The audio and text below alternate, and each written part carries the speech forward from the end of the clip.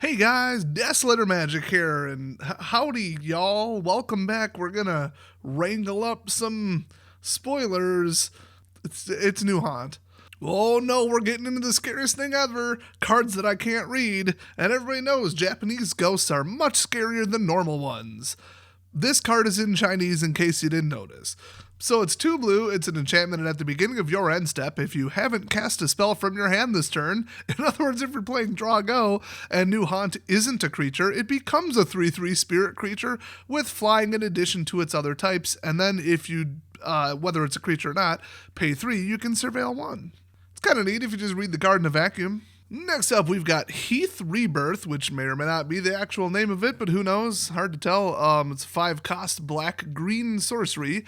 Return up to 1 target creature from your graveyard to the battlefield. Return up to 1 target permanent card from your graveyard to your hand. Not bad. I mean, I'd say a lot of value for 5. Not really. It's 5. I've seen worse cards, but this is very resurrection heavy so far in this set, and that always should have you very concerned. Next up, Escape Illusion. It's 1 white plus instant speed.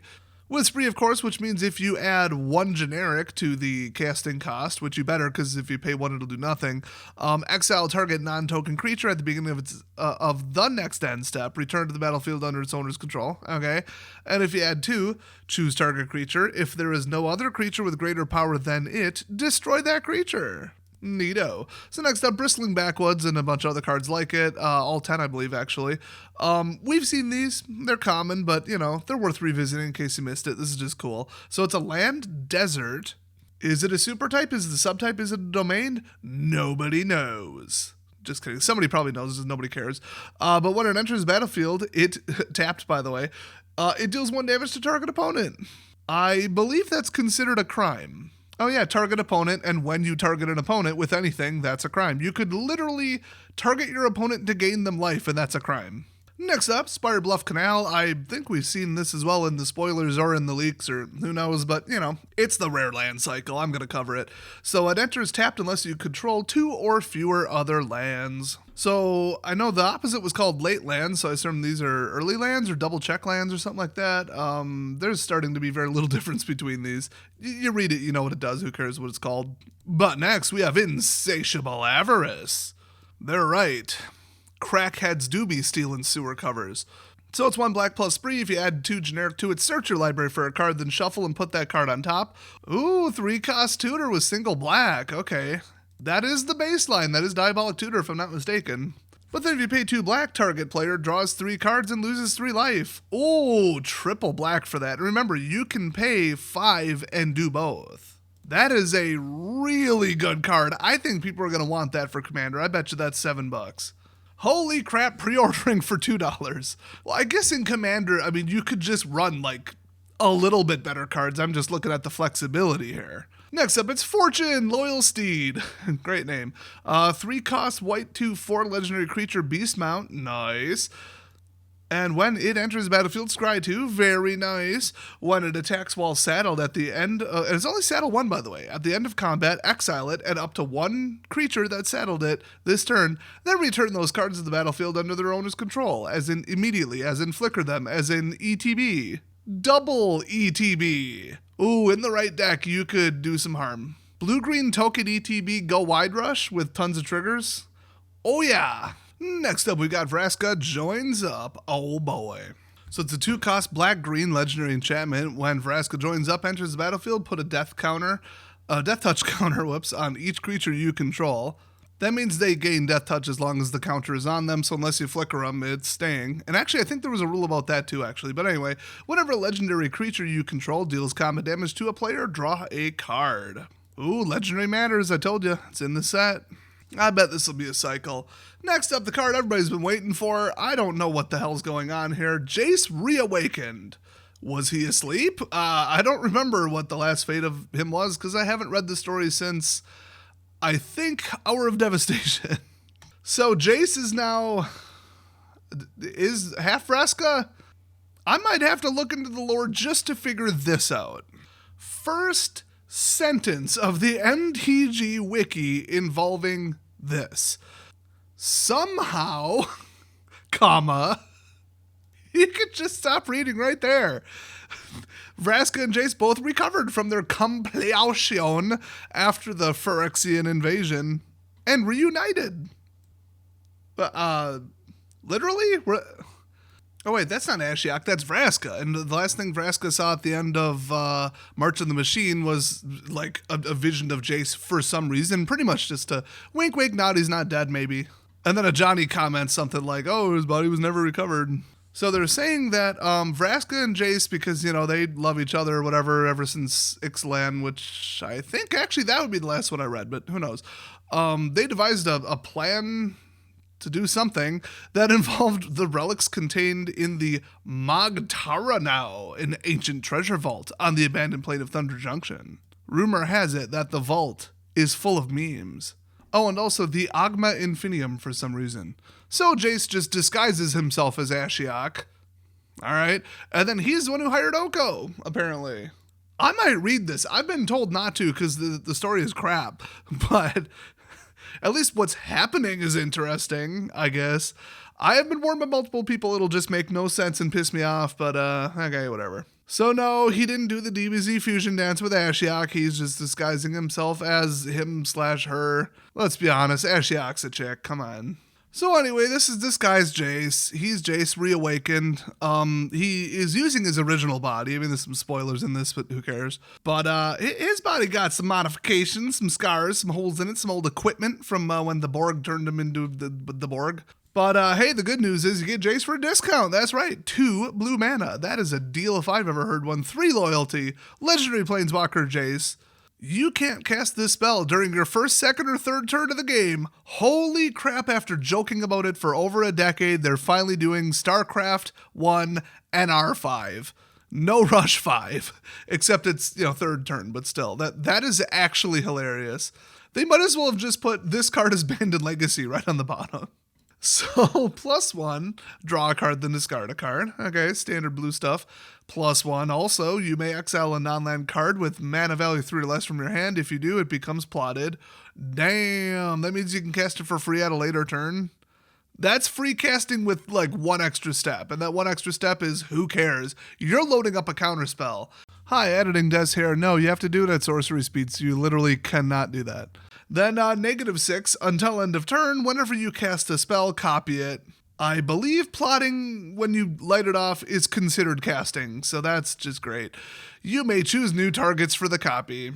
But yeah, a lot of people are losing their minds over this. I purposely went out of my way to not read it. So now I can see why. Next up, we've got Rakdos, the muscle, who's here for some reason. So he do be a large boy. He like 30 feet tall or something.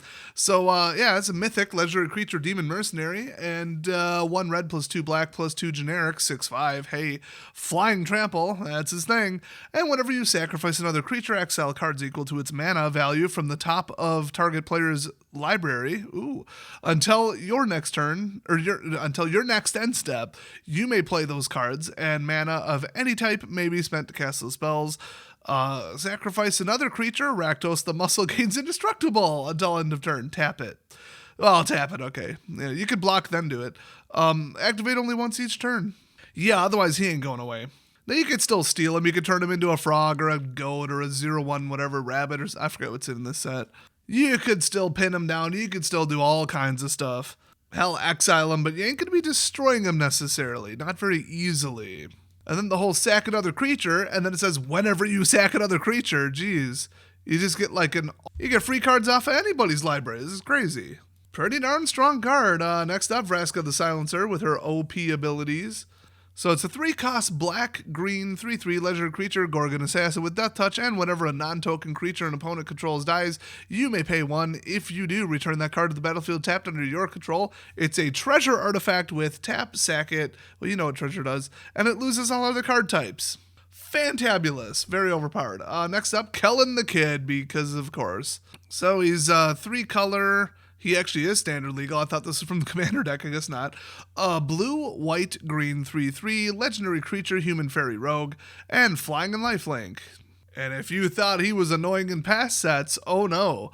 Whenever you cast a spell from anywhere other than your hand, so in other words, if you're an asshole, you may cast a permanent spell with equal or lesser value from your hand without paying its mana cost. Great. Degenerate free casting with amplified free casting on top of it. That's what we needed in the game, thanks. If you don't, you may put a land card from your hand onto the battlefield. Oh yeah, because a deck like this pays for things, legitimately. Yeah, that's what they do. Absolute garbage. Overpowered trash. This is so utterly broken and I hate it. Well, he's the new frontman of Magic. Hope you like the effeminate half-fairy metro men. And if you do, you on the wrong channel, bro. This channel is for testosterone enthusiasts only. And the 0.6% females that allegedly watch. Next up, we've got Female Kellen, Annie Flash the Veteran. It's 3-color, Mexican flag colors. I'm sure that's not on purpose. 6 cost, 4/5, legendary creature, human rogue with flash, and when she enters the battlefield, if you cast it... Oops, what a fun typo. If you cast her, return target permanent card from the mana... They got me shook now. I know they did it on purpose. I know it's because they're a bunch of pronoun-obsessed weirdos over there. Take all this woke crap and shove it up your ass. It's 2024, you're losing. You better jump off that train before it goes off a fucking cliff. Anyway, return target permanent card with mana value 3 or less from your graveyard to the battlefield tapped. More resurrected free cast crap. And then when this card becomes tapped, exile the top 2 cards of your library. You may play those cards this turn because people need really fast games on Arena. A lot of mythics and rares are going to ruin this draft and sealed environment. So that's a shame because the mechanics actually looked fun. Next up, because of course it is, why the hell not? The Gitrog monster. Why is that here? How is that here? Why did he get through Omen Path? Nobody knows. This is the stupid Western crossover episode they do on April Fool's Day in a sci-fi show in the 90s, okay? You just gotta ride with it. Speaking of that, it's Ravenous Ride. Okay, so... My god, they actually made it a frog horror mount. Holy crap. 6/5 for 5, black-green, you know what it is. Trample haste. Whenever the Gitrog Ravenous Ride deals combat damage to a player, you may sacrifice a creature that's saddled at this turn. If you do, draw X cards, then put up to X land cards from your hand onto the battlefield tapped, where X is the sacrifice creature's power. That could get absolutely bonkers in a landfall deck. Saddle 1, by the way. Like, you get 4, 5, 6 triggers and just win the game. I mean, he costs 5, but, you know, landfall equals ramp. So next up we got Magda, the Horde Master. It's a 2-cost legendary creature, Dwarf Berserker, 2/2 for 2 in red. And whenever you commit a crime, create a tapped treasure token. That is ridiculous, although it only triggers once each turn, but you're getting one each turn, and treasures have been very, very problematic and overpowered in Standard. Sacrifice 3 treasures, create a 4/4 red Scorpion Dragon creature token with flying and haste, because why not? Activate only as a sorcery. That's a little much. Let's see how much worse it gets. Slick Shot Show Off. It's a rare 2-cost red card. You know that's going to be bad. Bird Wizard 1/2 flying haste.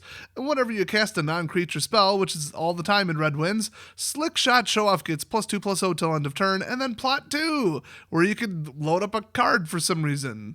I just realized that everything I said about plot in the earlier card is wrong, and I don't feel like editing it out.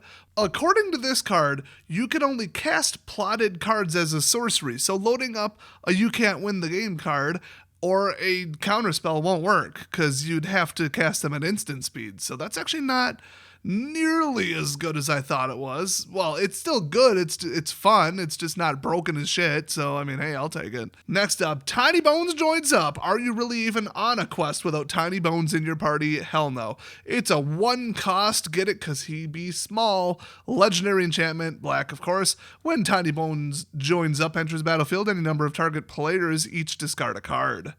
Whenever a legendary creature enters the battlefield under your control, any number of target players each mill a card and lose 1 life. What the hell is the point of that? I mean, other than madness, why would you help your opponents? Like, what is this? What the hell? What is the point? Load the graveyard, I guess, but then your opponents could do the same thing. You'd have to know that they're not running a graveyard deck. I'm probably missing some strategy here, but I don't care. Ramaswamy and Tiny Bones for President 2024. I hope Donald Trump has a heart attack. So next up we got Marauding Sphinx. Gotta have a good Sphinx. It's a 5-cost double blue 3/5 creature Sphinx Rogue. Haven't seen that before, I don't think. Flying Vigilance Ward 2, nice. And whenever you commit a crime, surveil 2. Hey, but it only triggers once each turn.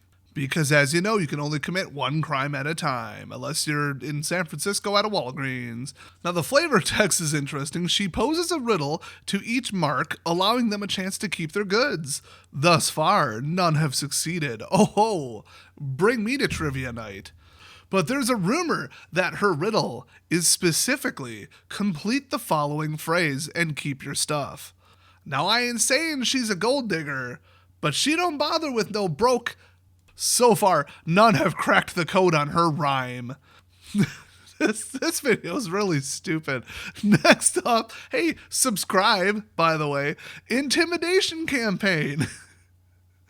If you guys only knew, I just revealed it to my Discord today. What I'm planning, not for April Fools, I actually have no plans. I'm going to try and pull something out of my ass, but for like the second week in April, approximately, I have the dumbest, most whack-ass video planned. And if you've been watching my channel for long enough, you know that that is a bar so high it might as well be in orbit. But you know what? Strap into the rocket ship, because we're going higher this time. This one, I'm probably going to catch some flack for this shit, I'm not going to lie, but it's a sponsored video and your boy needs views. So if you see an outrageously titled video and think that's probably clickbait, first of all, yes. And secondly, watch it anyway. But not while eating. You will actually die. All I'm going to say is it's basically a C-Lab 2021 episode mixed with a famous Chappelle Show skit, and I hired actual actors for this. And however crazy you think this gets, you are wrong. So anyway, intimidation campaign. I see he's a Democrat. 1 blue plus 1 black enchantment. Whenever intimidation campaign enters the battlefield, each opponent loses 1 life and you gain 1 life and you draw a card. Okay, self-replacer with a little pinger, okay. And that counts as a crime, by the way, in case you're wondering with all this ping away. Whenever you commit a crime, hey, you may return intimidation campaign to its owner's hand. Oh, so you're going to slam it down. You got to be kidding me. And the second time it doesn't just replace itself, it gives you more cards, but I mean, you're burning 3 mana, 2 colors. Still, this is an insanely good card. Now, the flavor text is important while also being insulting, so it returns only from the battlefield. Now, they actually have to specify that because the way it's written, you can return it from the stack. So 2 important parts to this. It returns only from the battlefield. They say that because if you committed a crime while the stack is resolving and this was on the stack, you could otherwise legally pull this off the stack into your hand. And they want a way to stop this, obviously, with like, simple counterspell. And then they just remind you what a crime is, which I guess is part of the like definition of crime since they use the word crime on here. I thought it was just like, hey, wink, wink, nod, nod, this target triggers. But no, it's just a definition. But yeah, you can see how this would work. It's pretty good. Next up, we got Crafty Coyote. They do have like Clever Roadrunner in here too somewhere, by the way. So yeah, they did that. So it's 2 cost red, 2/2 creature Coyote, and when it enters the battlefield, target creature you control gets +1/+1 and haste until end of turn, because he always do be strapping Acme rockets to everything, and then plot 2 red. Well, 2 cost 1 red, 1 generic, whatever. Next up, High Noon. It's a 2 cost white enchantment. Each player can't cast more than 1 spell each turn. Hey, I like that. And if you pay 4 generic plus 1 red, sacrifice High Noon, it deals 5 damage to any target. Ooh, that's pretty spicy. And finally, Earthworm Gem. Earthra Joe, Frontier Mentor. How? Everybody just arrived here. Literally nobody is native to this plane. And she's a core. A lot of this set really falls apart under scrutiny. Like the most minor scrutiny. Like, why the hell is any of this stuff for any of these people here? They took the plane's elevator. They jumped through the thing, the portal. It's like the movie Sliders, but with a crossover episode. Anyway, Earthworm Jim enters the battlefield, create a 1/1 red mercenary, you know what it does. Then whenever you activate an ability that targets a creature or player, I wonder what that could possibly be, copy that ability. You may choose new targets for the copy, no limit, so all of your mercenaries are doubled, basically, which is probably a little much. But then there's, anything else. It's ability only, not spell, but there's a lot of abilities out there. You can do stuff with planeswalkers. This costs 4. Would you really put it in Super Friends? I don't know, but I think in sealed and standard, this might be a little much. Well, that's about it. I skipped over some ones that were already leaked in the past, like the lava spike boots. Those things are pretty cool, by the way. So go watch those. They're a ways back in my channel. You know, probably like 10, 20 videos back or something, but you'll see them. Thanks for watching, and I'll see you next time.